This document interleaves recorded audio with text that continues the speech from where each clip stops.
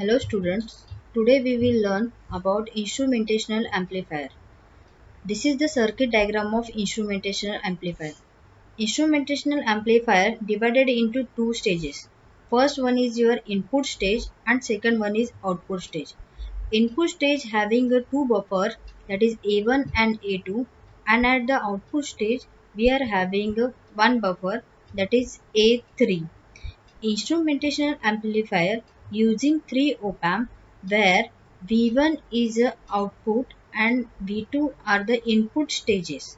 V01 and V02 are the two outputs of these two operational amplifiers. R1, R2, R3 are the three resistors, and the output stage of the instrumentational amplifier is a difference amplifier whose output V out is the amplified difference of the input signal.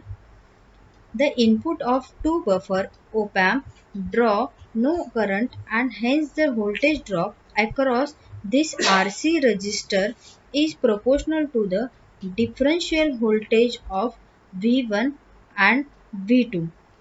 This produces a current that runs entirely through the resistor R1, Rg and R3.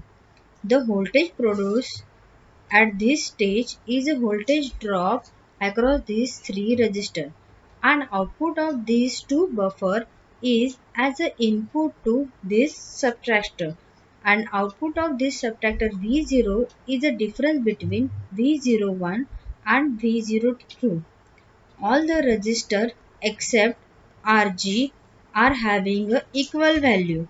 Rg may be an external resistor connected across these two points. If the pins are not connected, then the gain of an amplifier is unity. But the gain is never unity. It is connecting to the resistor of a relevant value. Alternately, number of resistors may be fabricated on the chip to gain of a 1, 10, 100 and 1000. Now we will derive a formula for an instrumentational amplifier. When you are considering a first amplifier, at that time your current will be V2 minus V1 divided by Rg. That is the current across this branch, and the this one is A1 and this one is A2. Voltage at this point will be V02, and that will be V1 minus IR1, and at this point V01 is V2 minus IR2. When you are considering the difference between these two voltage, that is V01 and V02, these two voltages are as an input to this third amplifier, and amplifier output V0 is V02 minus V01, and your V02 is V2 plus IR1. Now why plus? When you are considering a current at point E, that is a current is a outward current, and that will be V2 plus IR1. But when you are considering current at this point it will inward current. That's why that will be V01 is equal to V1 minus IR1, and at the output you will get V02 minus V01 is equal to V2 minus V1 into bracket 2R1 divided by Rg plus 1. Now at last we have to calculate the gain of an amplifier.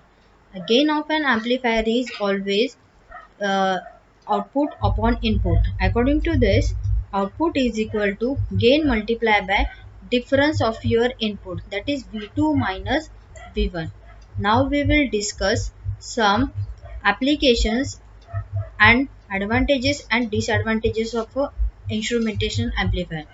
The first application of instrumentational amplifier is it is used in a biomedical application in ECG and EEG machines. Second one is instrumentation amplifiers are always used to get a long and extended stability of a instruments in industrial application.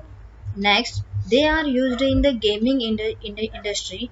Instrumentational amplifiers are also used in handheld batteries, in some weighing machines, or in monitoring various physical quantities.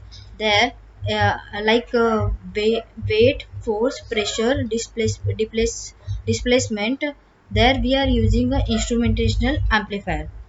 Next point is advantages. What are the advantages of our instrumentational amplifier? Offset voltage of the instrumentation amplifier is minimized by using this RC resistor.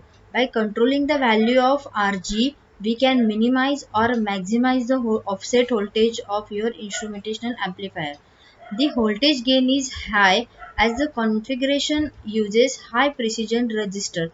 That means the values of a R1, R2, R3 and RG are high. The gain of circuit can be varied by using a specific value of resistor. The meaning of this is the value of output gain is totally depends on your value of resistor Rg. You can vary the gain by varying the value of your Rg resistor. Non-linearity is a very low. It is an inherent performance limitation of your device. Next one is input impedance is very high to avoid the loading down the input signal source, and the output impedance is very low. The common mode rejection ratio is very high. There is only one disadvantage of this instrumentation amplifier, and that is the occurrence of a noise when used for a long range of a transmission purpose. That means when you are transmitting a long or a maximum bandwidth signals from input to the output, at that time there is a internal noise creation at the output. That means output voltage is not proper, it will not be properly amplified, there will be some error or a noise exist.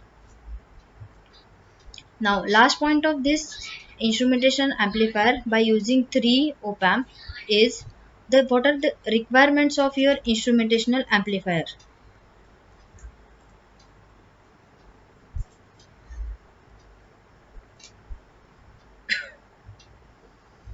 First requirement is finite, accurate and stable gain.